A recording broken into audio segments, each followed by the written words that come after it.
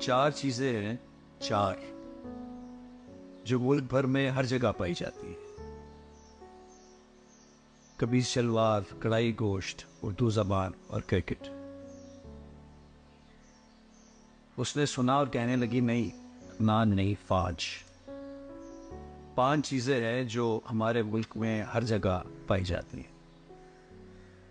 कमीज शलवार, कढ़ाई गोश्त, उर्दू जबान, क्रिकेट और कुत्ते। फिर मैं हर जगह कुत्ते देखने लगा, मुल्क भर में हर जगह, हर जगह। आप भी देखिए, नजर आने लगे हर जगह, हर जगह कुत्ते।